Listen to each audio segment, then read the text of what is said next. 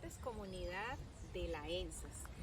Cordialmente los estamos invitando para que se unan a escuchar todos los martes a las 4:30 de la tarde La Voz de Sorocotá, la cual tiene la ENSAS un espacio donde se hablan o se tratan temas especiales para la comunidad, para todos los padres de familia, para docentes y estudiantes. Entonces, muy cordialmente invitarlos para que lo escuchen por radio y de igual forma por las redes sociales, YouTube, Facebook de la institución. Un agradecimiento muy especial al padre Jorge Macías por este espacio que da a la Escuela Normal Superior Antonia Santos. De igual forma, los invitamos a ver cada semana, a escuchar mediante la radio y cada semana mediante las redes vamos a escuchar los temas que se dan en este espacio. Entonces los invitamos a ver en esta semana el programa del día de ayer martes. Muchas gracias. 30 minutos acompañado de esta música hermosa, música colombiana. Titulado El tema, sí señor, soy colombiano.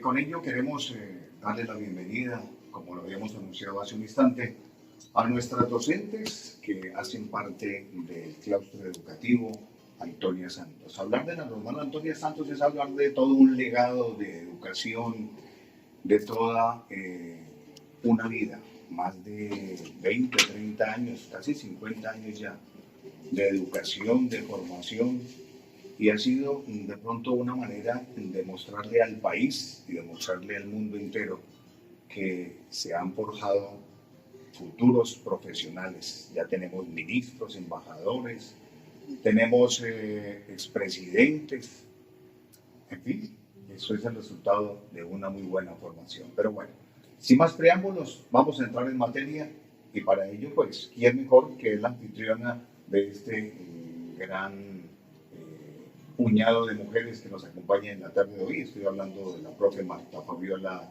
Martínez Ovalle, quien es la líder de este grupo de beldades que nos acompaña en la tarde de hoy, a quien les digo, mi profe, buenas tardes. Muy buenas tardes a todos los que nos escuchan. Un saludo muy especial de parte de la hermana rectora, Ana Sofía Pico Vega. Un saludo también al padre Jorge Macías y un agradecimiento por este espacio que da a la Escuela Normal Superior Antonia Santos para tratar temas que a veces pues son necesarios para toda la comunidad.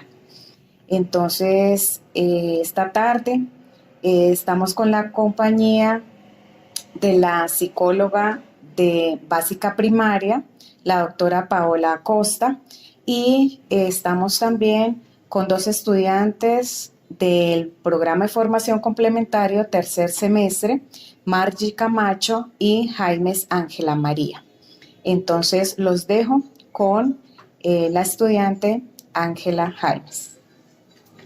Tranquila, ya está abierto, no hay ningún inconveniente, tranquila. Muy buenas tardes. Como en familia, como en familia.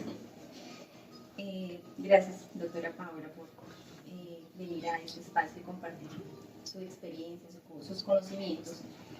Vamos a tratar, vamos a ver si es tan gentil, vamos a rotarnos el micrófono, a ver si rectificamos a nivel técnico. Ahí por ahí la cosa cambió ya, ahora sí la escuchamos. Muy buenas tardes. Muchas gracias, doctora, por venir a las instalaciones de la emisora para compartir de su experiencia como psicóloga, de su conocimiento. Y sin más preámbulo, pues iniciamos con tantas preguntas e incógnitas que tenemos. Doctora, la primera es, ¿qué es la crianza? Bueno, muy bien, un agradecimiento a todos los que nos escuchan, a la profesora Marta, a la rectora de la institución y a ustedes, queridas estudiantes del PFC. Para mí es un gusto estar acá compartiéndoles todos estos conocimientos y experiencia. Y pues bueno, el tema del que les vamos a hablar hoy son las pautas de crianza, ¿no? Estas pautas de crianza que se establezcan con límites positivos. Para esto, pues me preguntan qué es la crianza. Si nos vamos a un concepto, a una definición muy simple y sencilla, entendemos la crianza como una acción de criar a alguien, también puede ser una ayuda para desarrollarse o para crecer, que se debe adquirir gradualmente. En teoría, y de acuerdo a la experiencia, teniendo en cuenta el concepto psicológico, la crianza debe ser más que todo un proceso que se da tanto en tiempo y en espacio, que permite tener cuidado del niño hasta que éste se hace adulto. Pero esto no solamente se queda en un proceso, sino también como una oportunidad que tenemos tanto madres, padres y cuidadores para que nuestros hijos y nuestras hijas puedan tener una vida satisfactoria. ¿Qué quiere decir una vida satisfactoria? Lograr objetivos, alcanzar la socialización, aprender los valores culturales y sociales, también tener mayores posibilidades y lograr ese estado de bienestar que pueda generar las capacidades para afrontar y superar los retos de la vida. ¿Sí? Entonces, la idea es que como adultos podamos, a partir de la sensibilidad y estimulación de los niños, niñas y adolescentes, propiciar esas conexiones cerebrales encargadas de su desarrollo tanto físico, intelectual, social y emocional. Muy bien, doctora. ¿Qué alternativas existen para educar de manera respetuosa? Bueno, muy bien. Digamos que la educación respetuosa es un concepto un poco nuevo en la sociedad. Es una manera de educar a los hijos diferente a los estándares que hemos conocido desde la tradición, ¿sí? Entonces, no solamente sería un modo de educar, sino también un modo de vivir y relacionarse con los demás a través de este valor que es el respeto. Porque digo que no solamente es una manera de cuidar y educar, sino una manera de vivir, porque precisamente la educación de los niños parte a partir de un modelo, ¿no? Entonces, ¿cuáles son los modelos que tienen los niños y niñas? Los adultos, sea padre, madre, abuela, abuelo, cuidador, vecino, profesor, todos los adultos en nuestra situación de corresponsabilidad vamos a ser un modelo para el niño que en algún momento se acerca a nosotros. Entonces, si nuestro modo de vivir y relacionarnos parte del respeto, pues vamos a tener personas respetuosas. Además de esto, propende por la libertad, la creatividad y un modelo de honradez que permita educar de esta manera. La crianza respetuosa tiene algunas características. La primera de ellas es poner unos límites, pero que sean razonables, más no punitivos. ¿Qué quiere decir esto? Que yo no le voy a poner una norma al niño simplemente porque yo soy adulto y soy el que mando, sino que ese límite o esa norma tiene que tener una explicación, ¿sí? Porque te quiero, porque te amo, porque quiero lo mejor para ti, porque esto tiene consecuencias graves, porque más adelante lo vas a necesitar para poderte adaptar a la sociedad. A veces subvaloramos a los niños creyendo que no entienden todavía bien a lo que nos referimos, y resulta que esta generación que estamos educando es más entendida de lo que creemos. Ellos van un paso adelante y entienden perfectamente todo, además porque tienen mucho acceso a la información. Entonces, primero, poner límites razonables. Segundo, poner normas con sentido, ¿sí? Según la etapa madurativa del niño, que se pueden transmitir con relaciones empáticas y democráticas. Entonces, la norma tiene que ser a través de un diálogo en el que yo, en mis diferentes dinámicas familiares, incluyo al niño y de acuerdo a su edad, lo hablo con él. Mira, tienes que levantarte a esta hora porque si te levantas más tarde, quizás llegamos mal al colegio, y la puntualidad es un valor importante para que tú tengas éxito en la vida. Tienes que ayudarme a recoger los juguetes porque así te acostumbras a ser ordenado y vas a priorizar tu tiempo, y cuando hagas algo lo vas a hacer de manera pues más sencilla. Entonces puede que a veces esto suene un poquito difícil para nosotros porque nosotros carecemos de referentes de crianza de nuestras propias infancias, porque muchas veces se nos enseñó un modelo vertical más horizontal, ¿no? Entonces nosotros venimos de generaciones donde fuimos educados con modelos autoritarios de represión, quizás a veces de violencia, y esto hace que no tengamos un referente diferente para poder educar a nuestros hijos. Pero yo les digo, queridos padres, madres de familia y cuidadores, que los tiempos han cambiado. y que así como los tiempos cambian, pues las generaciones cambian, las maneras de pensar, de sentir y de actuar de nuestros niños requieren que nosotros nos adaptemos a ellos y entendamos cómo es que se están relacionando estos chicos, cómo es que se están comunicando y qué nos están pidiendo a nosotros para nosotros poderles responder positivamente y que ellos no crezcan con las mismas carencias que nosotros lo hicimos. También es importante responder a las necesidades de los niños, ¿sí? Y esto implica aceptar sus sentimientos, más no juzgar eso que sienten, ¿sí? No reprenderlos ni amenazarlos, sino responder con rapidez y eficacia, dándoles consuelo y seguridad. Otra de las características importantes es el respeto en esa crianza, y eso implica que todas las relaciones que establezcamos como ejemplo para nuestros hijos se establezcan de esta manera. Yo quiero aprovechar, doctora Paola Costa, usted es nuestra psicóloga, digo nuestra porque supongo que estamos en familia, ¿no? Usted es la psicóloga de la parte primaria de la normal. Así es. Una pregunta como papá. Usted hace un instante dijo, tenemos que ponernos a la vanguardia de lo de hoy.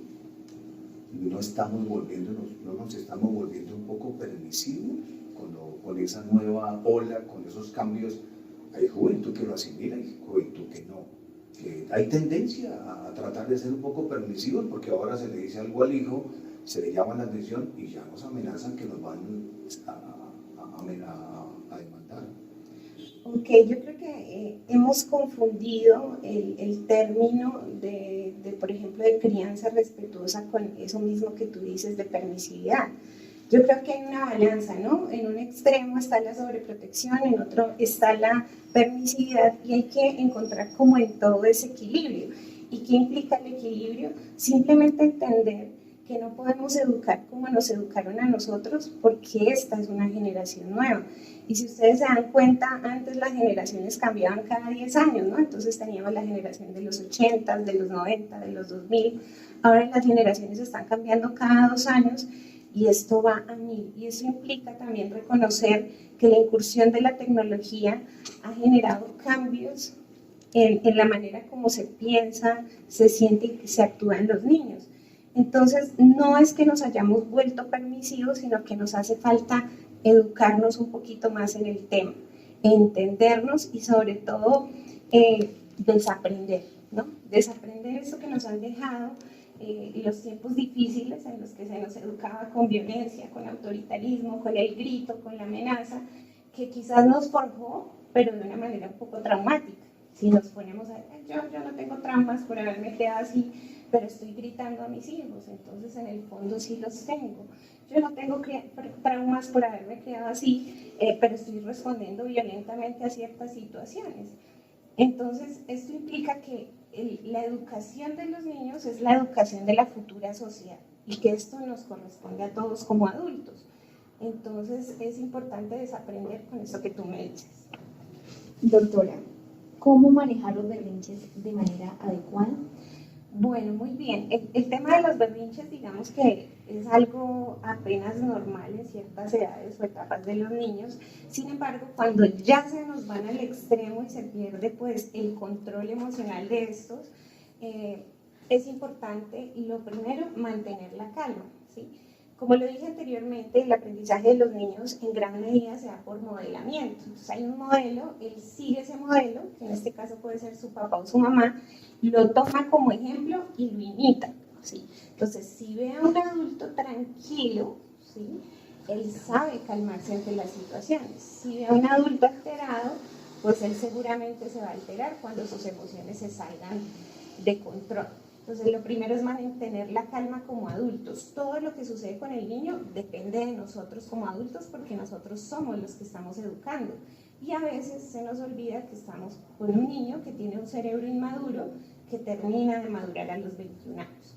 Lo segundo es dejar que el niño o la niña se desahogue, ¿no? Muchas veces le tenemos como miedo a ese desborde emocional de los niños, o a que llore o a que grite, pero es importante también darle su espacio para que lo haga, para que aprenda a reconocer que esas son unas emociones y después enseñarle cómo controlarlas.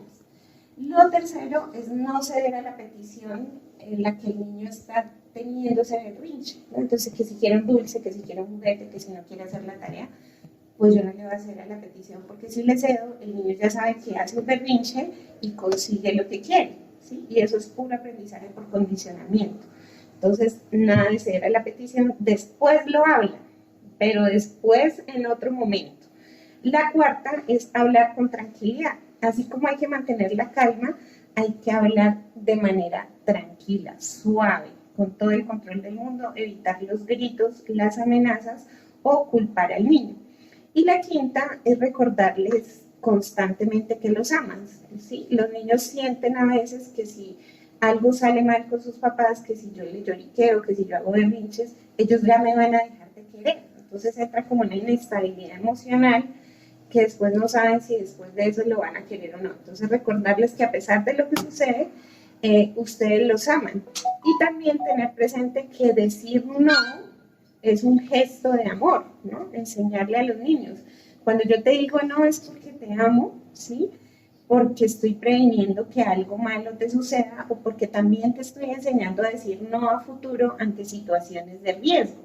Entonces, ese no, digo yo, muchas veces es un factor protector para situaciones de los niños. Así los enseñamos también a asumir asertivamente la frustración.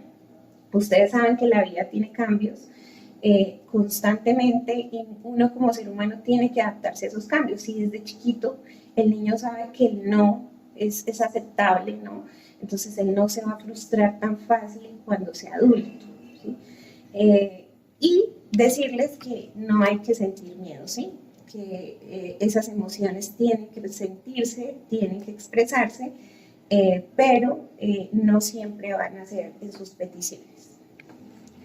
Bueno, doctora, ¿cómo poner límites a los niños, niñas y adolescentes en su crecimiento sin caer en la sobreprotección ni en la permisividad?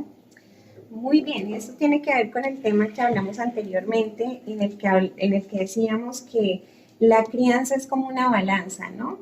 En un extremo está la sobreprotección, en otro la permisividad, y se supone que en el medio estaría un estilo de crianza un poco democrático. ¿Qué quiere decir eso democrático? Que el niño se sienta parte de la familia, que el niño sienta que puede hablar, que puede expresar lo que siente, que pueda decir sí, estoy de acuerdo, no estoy de acuerdo, ¿y por qué? Pues porque yo no soy algo diferente al niño, yo no soy más que el niño, ¿sí? Y el niño tiene que salir de esa posición de pronto en la que desvalorizan su opinión. Entonces, si hablamos de límites adecuados, vamos a hablar de autoridad, más no de autoritarismo, ¿sí? Y la autoridad tiene que ver con la serenidad y con la firmeza, ¿sí? La autoridad no tiene que ver con la violencia ni con el grito, eso es autoritarismo. Entonces, ¿para qué se necesita esa serenidad y esa firmeza? Para que cuando uno diga no, es no, para que cuando uno diga sí, es sí, pero no se medie nunca entre ese quizás, ¿sí? Porque el niño con esas mediaciones de sí y después le digo que no, o no y después le digo que sí, aprende a manipular, ¿bien? Entonces, ¿qué también es importante? Aprender a establecer una cantidad adecuada de límites. La ciencia ha demostrado, hoy la experiencia, que cuando hay mayores límites, pues los niños sienten como como que su libertad se le está coartando y empiezan a creer que ellos quieren ser perfectos, ¿no? Entonces que tienen que ser perfectos para que los amen, tienen que ser perfectos para que las cosas se les den bien. Entonces tiene que ser una cantidad adecuada de límites, no irse al extremo. ¿Y cómo debe ser un límite? Bueno, pues hay ciertas características que tienen que ver con los límites adecuados. La primera de ellas es que tiene que ser coherente, ¿sí? Y esto implica que le aporte seguridad y confianza al niño, porque si él conoce cuáles son sus límites, él sabe dónde podrá jugar, dónde podrá explorar y dónde podrá aprender. No tiene que explorarlo por sí mismo, sino que él ya lo sabe. Lo segundo, además de ser coherente, el límite tiene que ser positivo. En lugar de decirle lo que no debe hacer, ¿cierto? Es mejor siempre insistir en lo que se puede, hablar de manera positiva, ¿no? no tires tus juguetes por ahí. Recoge tus juguetes cuando termines de jugar. ¿Listo? ¿Qué pasa con ese no? Que muchas veces, si se han dado cuenta, el cerebro nos hace lo contrario, ¿sí? Solamente por explorar, porque me dice que no, tengo curiosidad de hacerlo. ¿Listo? Entonces, hablar de manera positiva. Esto implica cambiar el no por verbos en infinitivo que me digan qué es lo que quiero yo hacer, ¿sí? No tires los juguetes, sino recoge tus juguetes cuando dejes de jugar. También tiene que ser participativo, ¿sí? El niño tiene que participar en ese establecimiento de reglas para que se sienta más responsable y tenga más intenciones de cumplir. También tiene que ser concreto, entonces tienen que ser indicaciones claras, ¿sí? Que guarde sus juguetes, que se lave la mano, ¿sí? Pero no algo que el niño no entiende mucho, como pórtate bien. Pues para él portarse bien puede ser pintar la pared, ¿sí? Puede ser dibujar en la mesa del comedor. Entonces, no hay que asumir que el niño entiende ese portarse bien, sino explicarle qué es lo que se espera de él. También es importante ser respetuosos, ¿no? Con lo que se debe limitar, ¿sí? Entonces, no es que se limiten los sentimientos del niño, sino las conductas que de pronto acompañan a esos comportamientos. Tienen que ser respetuosos, mas no que hagan sentir a los niños humillados, ridiculizados o ignorados. Esto implica que no se descalifique al niño, sino que se desapruebe su conducta haciendo saber que el amor hacia él sigue siendo el mismo. Y por último, estos límites deben recordarse continuamente, ¿sí? Así como a nosotros a veces se nos olvidan las cosas, pues los niños están en un proceso de aprendizaje, entonces para internalizar algo necesitan recordarlo de forma progresiva. Y esto implica que nosotros recordemos constantemente ese límite. Recuerda que tienes que hacer esto.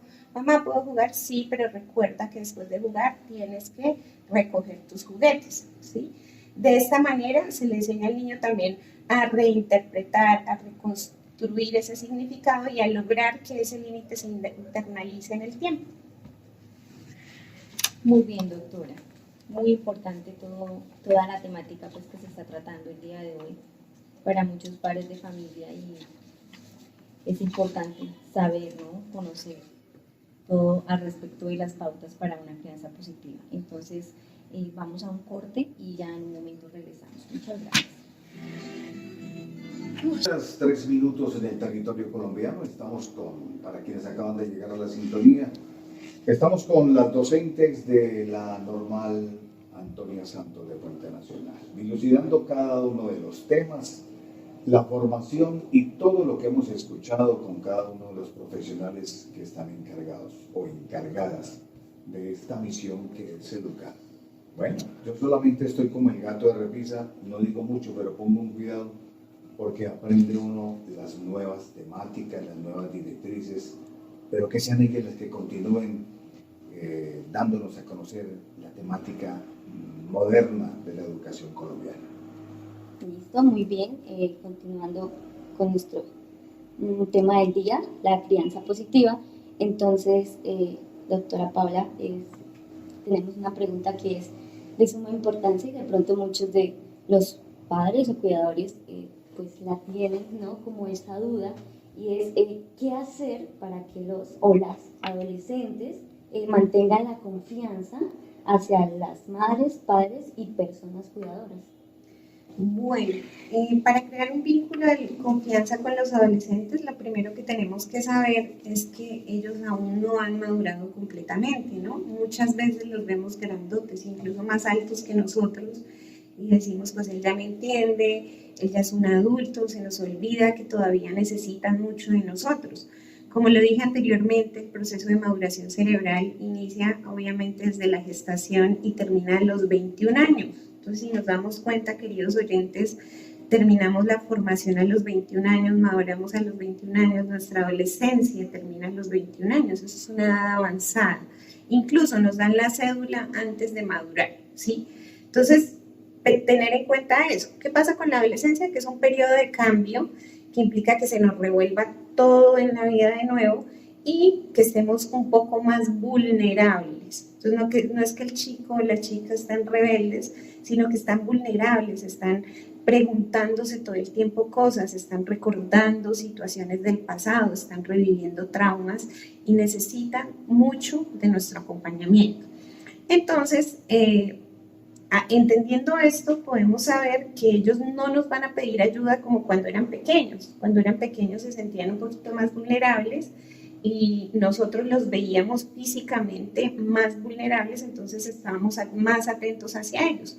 Ahorita, ¿qué pasa? Que no nos van a decir las cosas, sino que se van a comunicar con nosotros a través de señales, ¿sí? Señales como cuáles, su comportamiento cambia, se aíslan, quizás un poco más agresivos, quizás un poco más rebeldes, quizás un poco más callados, quizás se refugian más en la música, ¿bien? Entonces es importante, ustedes padres y madres de tu familia conocen a sus hijos, ¿sí? La convivencia, el estar siempre con ellos los ayuda a conocerlos un poco, entonces estar atentos a estas señales y darles a entender a través del diálogo. Nosotros a veces subestimamos el poder de la palabra y del diálogo y resulta que como humanos esto es tremendamente necesario.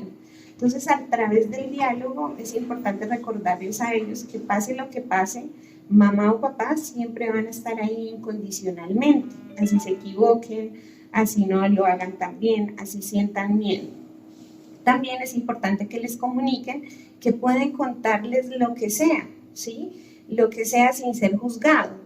Y cuando les cuenten cosas íntimas de sus amigos, de sus novias, de sus gustos musicales, de sus preferencias para vestir, pues que intentemos no juzgarlos, no atacarlos, porque esto rompe cualquier vía de comunicación, porque ellos no lo ven como un consejo, sino como un ataque personal. Entonces es importante escucharlos sin juzgar, si es necesario que se muerdan la lengua en ese momento, muérdansela, pero no intervengan, simplemente escuchen, ¿sí? Como cuando eran pequeños, simplemente den un paso atrás, recojan toda la información que ellos les dan. Los adolescentes, por más rebeldes que parezcan, siempre quieren comunicarse y a veces uno subestima eso. ¿Cómo le fue a mi hijo? Ni siquiera les preguntan eso cuando llegan. ¿Cómo le fue? ¿Qué tal sus amigos? ¿Cómo estuvo el día? ¿Qué tal la profesora? ¿Qué tal su materia que más le gusta? Bueno, recoger bastante información y evitar los juicios. Si ustedes ven que ellos les cuentan algo importante, algo con lo que ustedes no están de acuerdo y que es necesario corregir, es importante que no lo corrijan en ese momento, sino que retomen el tema para después, ¿sí? Porque ellos están abriéndose y se van a cerrar ante cualquier posibilidad de juicio. Entonces, después retoman el tema, hey hijo o hija, recuerdo que querías, me hablaste de esto, fíjate que tengo que decirte algo, siento que es necesario decirte que no estoy tan de acuerdo, aunque respeto lo que tú me dices, ¿sí? O cualquier oportunidad, van viajando y se toca un tema parecido, ven un programa de televisión donde aparece algo de lo que ustedes necesitan hablar y toman esa oportunidad para poder hablar del tema. Digamos que esto es más sencillo de lo que parece, ¿no? El adolescente lo que tiene que sentir es que cuando llega a casa, este es un refugio, es un lugar seguro y que sus padres siempre van a estar ahí de forma incondicional. Muchos adolescentes llegan a casa y no encuentran un lugar seguro, sino que encuentran juzgamiento, violencia, maltrato, adultos totalmente cansados, sin ganas de hablar y sin ganas de compartir. Entonces, que no se nos olvide que ellos necesitan 24/7 de nosotros todavía. Listo, muy bien, doctora. Teniendo en cuenta esto, los castigos corporales y humillantes utilizados como medida disciplinaria desde la temprana infancia generan consecuencias. Claro que sí. Bien, anteriormente decía, bueno, a mí me educaron con este tema y yo acá estoy siendo responsable, pero pues en el fondo sabemos que no. A muchos nos frustraron nuestros sueños, a muchos no nos reconocieron nuestras habilidades. Existen dolores allí que tenemos guardados y que nos forjaron duro, pero nosotros hablando de este tema estamos hablando de maltrato. Maltrato, ¿cierto? ¿Y qué es el maltrato? El maltrato no solamente es físico, sino que también puede ser una agresión sexual, un abandono, una negligencia en el cuidado de los niños o en su atención médica. y sobre todo el maltrato psicológico y emocional, que muchas veces no lo reconocemos como maltrato, sino como un modelo de crianza. Entonces resulta que si hablamos a nivel neurobiológico, el maltrato infantil de cualquier tipo tiene consecuencias cerebrales, ¿sí?, en el sistema nervioso central de los niños. Esto ya ha sido estudiado muchas veces. Entonces, ¿cuál es el sistema nervioso central? Pues el cerebro y la manera en cómo se comunica con los demás órganos del cuerpo. ¿Qué hace el maltrato en el cerebro? Altera la bioquímica cerebral. Y la bioquímica es la que me permite establecer las conexiones, ¿no?, para aprender, la que permite que los neurotransmisores forjen un aprendizaje. Entonces esto hace que se activen ciertas hormonas como el cortisol y otras de diferente nombre, que hacen que los niños estén en un estado de hiperexcitabilidad, ¿sí? ¿Esto qué quiere decir? Que estén siempre como a la defensiva de todo, ¿sí? Y eso genera un estrés crónico. Esto altera la respuesta a futuros estímulos estresantes, ya sea por exceso o defecto. Entonces puede que un niño normalice los estímulos estresantes, crea que lo maltraten, que le pega sea normal, que de pronto haya algún presunto abuso hacia él sea normal, porque ya lo ha vivido en su hogar, o puede que ya todo el tiempo él esté maltratando a los demás, ¿cierto? ¿Qué secuelas hay a nivel cerebral? Bueno, hay secuelas visuales, ¿sí?, de percepción, y también secuelas en el lenguaje y en el aprendizaje.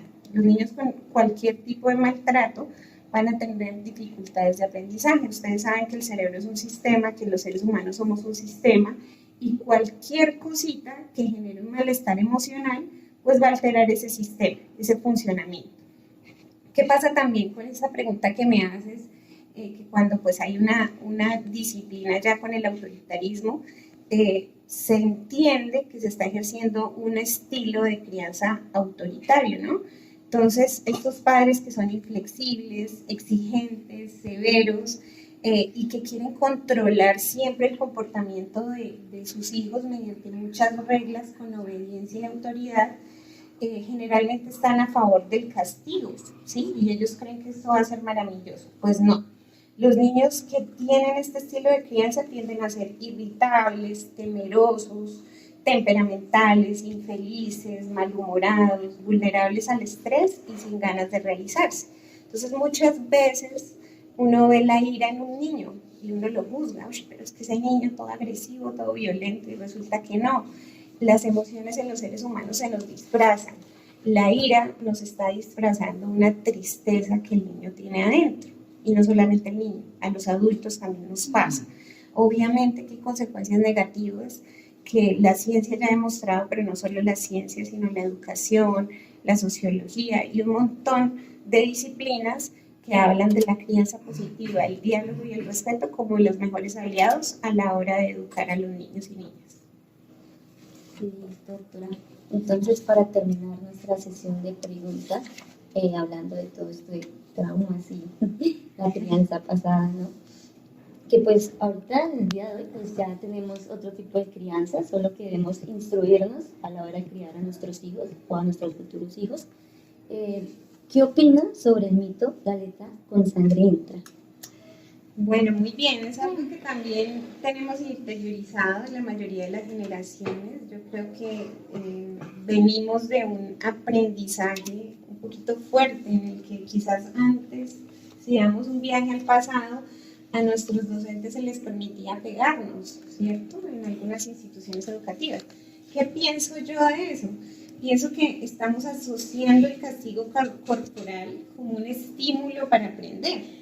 Y uno dice, bueno, pero ¿de dónde viene este dicho? ¿Sí? Y yo estuve averiguando y es una obra de un pintor muy conocido, Goya, que es un pintor español, y lo que hace él mediante esta pintura es criticar precisamente el sistema educativo. O sea, no nos está diciendo hagan esto, sino que él está asumiendo una posición un poquito más analítica y más crítica.